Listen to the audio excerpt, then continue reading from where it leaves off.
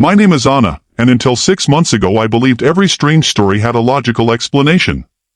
Ghosts, hidden energies, cursed houses, I laughed at all of them. But everything changed the day my family moved into house number 12, an old two-story building standing alone at the end of Willow Street. It looked beautiful from outside, with faded white walls, tall windows, and a large iron gate covered in creeping vines. Yet something about it felt wrong. The air around the house was strangely cold, even under the hot afternoon sun. Birds never landed on the roof. Dogs passing by would suddenly stop barking, tuck their tails between their legs, and run away without looking back. At first, I thought it was just my imagination, but deep inside, a tiny voice kept whispering that house number 12 was hiding something it didn't want anyone to discover. On our very first night, I woke up at exactly 3:12 a.m. because I heard soft footsteps outside my bedroom door. They were slow, careful, almost as if someone didn't want to be heard. I assumed it was my father checking the windows, but when I opened the door, the hallway was completely empty. Every light was off except for a faint yellow glow coming from the staircase. As I walked toward it, the glow disappeared. The house became silent again. Too silent. The kind of silence that makes your heartbeat sound louder than thunder. The next morning, I asked my parents if anyone had been walking around at night. They looked at each other and smiled. No, my mother replied. We slept all night. I didn't tell them what I heard because I didn't want them to think I was scared. After all, I wasn't, at least, that's what I kept telling myself. Days passed peacefully until I found an old wooden door hidden behind a dusty bookshelf in the upstairs hallway. The strange thing was that the bookshelf looked as if it had been placed there on purpose to hide the door. My curiosity won. With all my strength, I pushed the heavy shelf aside. Behind it stood a black wooden door with the number 12 carved into it, not painted, but carved so deeply it looked burned into the wood. There was no handle. Only a small keyhole. I searched the entire house for a key but found nothing. That night, another strange thing happened. At exactly 3:12 a.m., 3 loud knocks echoed through the house. Knock. Knock. Knock. The sound didn't come from the front door. It came from behind the hidden door upstairs. I froze under my blanket, listening. Then I heard a whisper. Very soft. Very close. Anna. I jumped out of bed. Who knew my name? I slowly walked toward the hallway. The whisper came again. Anna. It sounded neither male nor female. Just hollow. As if the walls themselves were speaking. When I reached the hidden door, the whisper stopped. The silence returned. Then the floor beneath my feet vibrated for just 1 second. A picture frame fell from the wall and shattered into pieces. My parents rushed upstairs after hearing the crash. What happened? My father asked. I pointed toward the hidden door. But when he looked, the bookshelf was back in its original place. The hidden door had disappeared. I stared in disbelief. I knew I had moved the shelf. I knew the door had been there. Yet now there was nothing but a plain wall. My parents blamed the broken frame on an old nail and returned to bed. I stayed awake until sunrise. The following afternoon, I decided to explore the neighborhood. An elderly woman watering her plants watched me carefully. When I told her I had moved into house number 12, the watering can slipped from her hands. You live there, she whispered. I nodded. She looked around to make sure no one was listening. You should never answer if the house calls your name. I laughed nervously. What do you mean? Instead of replying, she hurried inside her home and shut the door. That evening I searched online for information about house number 12. Nothing. No history. No photos older than 5 years. It was as if the house had appeared out of nowhere. While searching, I discovered something strange. Every map of the street skipped directly from house number 11 to house number 13. House number 12 wasn't listed anywhere. But I was sitting inside it. How could a house exist without existing? That night I couldn't sleep. At exactly 3:12 a.m., my bedroom door slowly opened by itself. No wind. No sound. Just a slow creak. Standing at the end of the hallway was a tall dark figure. It had no face. only glowing white eyes. It didn't move. It simply watched me. My heart pounded so loudly I thought I would hear it. I wanted to scream. But no sound came out. The figure slowly lifted one hand, pointing toward the staircase. Then, it vanished. Not by walking away. Not by fading. It simply wasn't there anymore. The next morning, I found muddy footprints on the stairs. They were far too large to belong to any member of my family. Even stranger. They ended halfway up the staircase, as if whoever made them had disappeared into thin air. That afternoon, I discovered an old diary hidden inside the attic beneath loose floorboards. Its pages were yellow and brittle. The first page read, "If you are reading this, the house has chosen you." A chill ran through my body. The diary belonged to someone named Emily, who had lived there nearly 40 years earlier. She wrote that every night at 3:12, the house whispered her name. She also mentioned a hidden room behind the upstairs wall. The same hidden door I had seen. Her final entry ended abruptly. I finally found the key. "If I don't return before sunrise, never open." The sentence stopped there. The remaining pages had been torn out. Just then, I heard footsteps in the attic behind me. Slow. Heavy. Crunch. Crunch. Crunch. I spun around. No one. Yet the footsteps continued. Coming closer. Closer. Closer. Suddenly, a cold breath touched the back of my neck. A whisper echoed beside my ear. "You found the diary." I screamed and ran downstairs without looking back. When I reached the living room, my parents were watching television peacefully. They hadn't heard anything. I didn't tell them. Who would believe me? That night, sleep never came. I kept staring at the clock. 3:10. 3:11. Then, 3:12. The lights in the entire house switched off. Every door slammed shut. The hidden bookshelf slowly slid aside by itself. And behind it, the black door appeared once again. This time, a rusty key was already inside the lock. The rusty key was already hanging in the lock, gently swaying as if someone had placed it there only seconds before. I stood frozen at the end of the hallway, unable to move. Every instinct told me to run back to my room, lock the door, and pretend none of this was happening. But another feeling, stronger, stranger, pulled me toward the black door. It was as if the house itself wanted me to open it. My hands trembled as I reached for the key. The moment my fingers touched the cold metal, a powerful wave of icy air rushed through the hallway. Every light bulb flickered wildly. Somewhere downstairs, glass shattered. Then, click. The lock opened by itself. The door slowly creaked inward. Beyond it was not another room.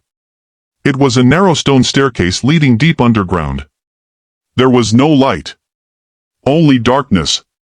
A darkness so thick it looked almost alive. I grabbed my phone and switched on the flashlight. The beam barely reached a few steps ahead before it seemed to disappear into the blackness. Taking a deep breath, I stepped inside. As soon as I crossed the doorway, the door slammed shut behind me. I spun around. The door had vanished. Only a solid stone wall remained. "There has to be another way out," I whispered, trying to stay calm. The staircase seemed endless. After what felt like 10 minutes of walking downward, I finally reached a long underground corridor lined with old wooden doors. Each door had a different number scratched into it. 1, 2, 3, 4. The numbers continued all the way to 12. The 12th door was different. It was black. Exactly like the hidden door upstairs. As I approached it, I heard voices. Soft. Whispering. Dozens of them. "Anna. Don't leave. Help us." The whispers came from behind every door. I covered my ears, but the voices only grew louder. Suddenly, door number 7 burst open. A pale girl wearing an old white dress stepped into the corridor. She looked no older than 15. Her long black hair covered half her face. Yet when she spoke, her voice was calm. "You're too early." I stared in shock. Who are you?" "My name is Emily." My heart nearly stopped. "Emily. The same name from the diary. But, you disappeared 40 years ago." She smiled sadly. "I never left." Before I could ask another question, she pointed toward door number 12. "Whatever you do, don't let it know you're afraid." "It?" Emily's expression changed instantly. Her eyes filled with terror.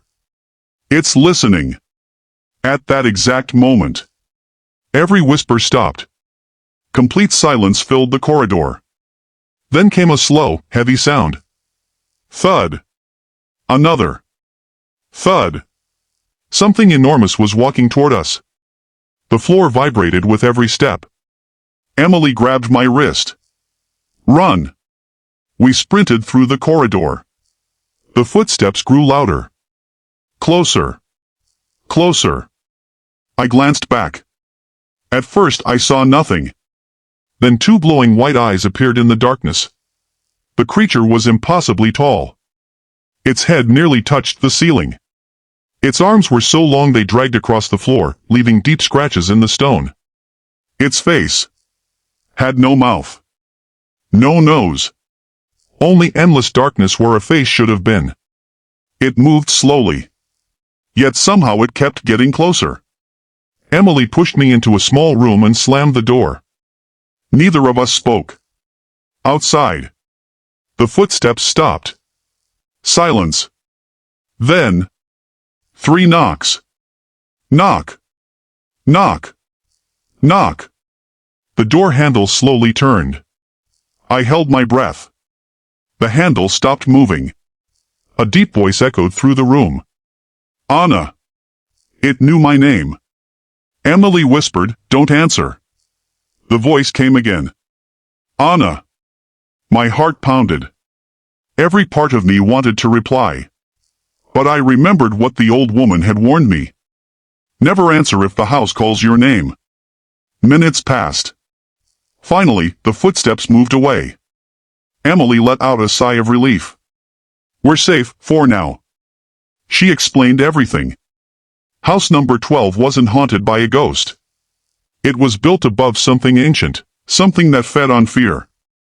Long ago, the builders sealed it beneath the house. But every few years, it chose someone. It whispered their name. If they answered, they disappeared forever. Emily admitted she had answered the whisper decades ago. Since then, she had been trapped inside the hidden world beneath the house. "The house doesn't let people leave," she said quietly. "Unless someone breaks the curse." "How?" She pointed toward the final black door. "Behind it is the heart of the house. If you destroy it, the curse ends. But if you fail, the house will keep you forever." I nodded. "We have to try." Together we walked toward door number 12. As soon as we reached it, the walls around us began shaking violently. The whispers returned. Hundreds of voices screamed at once. "Turn back." The black door slowly opened on its own. Inside stood a massive circular chamber. At its center floated a glowing red crystal suspended above a stone pedestal. Dark shadows circled around it like smoke. The crystal pulsed. Like a heartbeat. Emily whispered, "That's it." I stepped closer. Every pulse made my chest hurt. The whispers became louder. Images flashed before my eyes. People disappearing. Families crying. Children calling for help. All of them trapped because of house number 12. I picked up an old iron hammer lying beside the pedestal. "This ends tonight." I raised the hammer above my head. The crystal suddenly cracked on its own. A deafening roar echoed through the chamber. The giant creature emerged from the darkness behind me. Its glowing eyes locked onto mine. The ground split open beneath my feet. The entire underground world began collapsing. Emily screamed. "Run, Anna!" The ground split beneath my feet as the giant creature let out a roar so powerful that the stone walls cracked around us. Dust filled the air, and pieces of the ceiling crashed to the floor. Emily grabbed my arm and pulled me away just before a massive stone block landed where I had been standing. "Run, Anna," she shouted. I tightened my grip on the iron hammer and ran toward the glowing red crystal. Every heartbeat of the crystal made the chamber shake harder. The creature stretched its impossibly long arms toward me, its glowing white eyes burning through the darkness. Just as its fingers were about to reach me, Emily stepped in front of it. "Go," she screamed.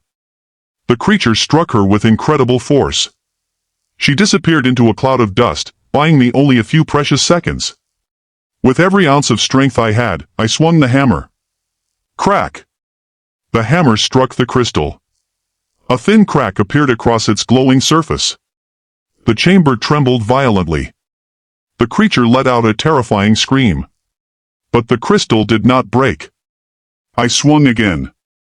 Crack! More cracks spread like lightning across the crystal. The whispers that had haunted the house for decades became desperate. "Stop. You belong here. You can never leave." I ignored them. The creature lunged toward me one last time. Its enormous shadow covered the entire chamber. I closed my eyes and swung the hammer with all my strength. Boom! The crystal exploded into thousands of glowing red fragments. A blinding flash filled the underground chamber. The whispers stopped. The creature froze in place. Slowly, its body began turning into black dust. Within seconds, the giant monster disappeared completely. Then something unexpected happened. The chamber became silent. Peaceful warm golden light spread through the darkness. The heavy feeling that had filled the house was gone. Emily appeared in front of me once more. This time she looked different. She was smiling. The fear had disappeared from her face. "You did it, Anna. The curse is over." Tears filled my eyes. "What about you?" She looked toward the glowing light above. "I've been waiting 40 years for someone brave enough to finish what I couldn't. Thank you." As the light surrounded her, her body slowly became transparent. Within moments, she vanished. Not into darkness. Into peace. A staircase of light appeared where the crystal had floated. I climbed it. Each step felt lighter than the last. Finally, I pushed open a wooden trapdoor. Bright morning sunlight flooded my eyes. I was back inside house number 12. The hidden hallway looked completely different. The black door was gone. The dusty bookshelf had disappeared. It was simply a normal wall. My parents rushed toward me. "Anna," my mother cried, hugging me tightly. "Where were you? We've been looking for you all night." All night? To me, only a few minutes had passed. Outside, neighbors gathered in front of the house. The elderly woman who had warned me walked over slowly. She smiled for the first time. I knew someone would finally break the curse. She handed me an old newspaper.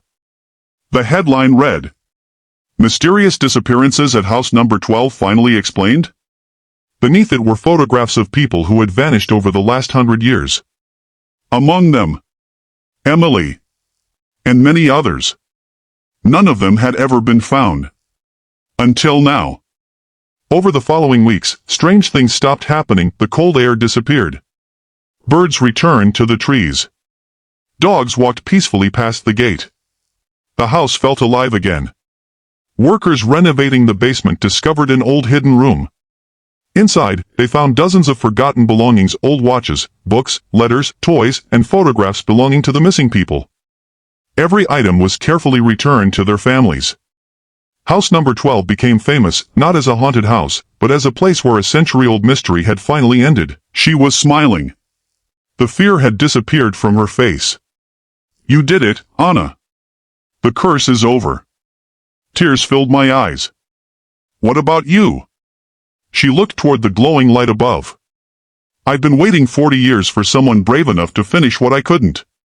Thank you." As the light surrounded her, her body slowly became transparent. Within moments, she vanished. Not into darkness. Into peace. A staircase of light appeared where the crystal had floated. I climbed it. Each step felt lighter than the last. Finally, I pushed open a wooden trapdoor. Bright morning sunlight flooded my eyes. I was back inside house number 12. The hidden hallway looked completely different. The black door was gone. The dusty bookshelf had disappeared. It was simply a normal wall. My parents rushed toward me. "Anna," my mother cried, hugging me tightly. "Where were you? We've been looking for you all night." All night? To me, only a few minutes had passed. Outside, neighbors gathered in front of the house.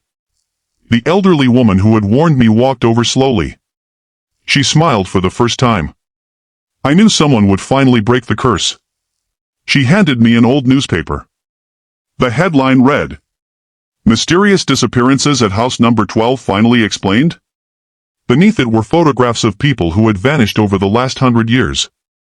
Among them, Emily, and many others. None of them had ever been found. Until now.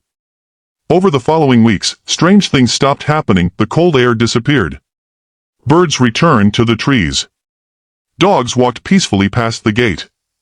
The house felt alive again. Workers renovating the basement discovered an old hidden room. Inside, they found dozens of forgotten belongings, old watches, books, letters, toys, and photographs belonging to the missing people. Every item was carefully returned to their families. House number 12 became famous, not as a haunted house, but as a place where a century-old mystery had finally ended.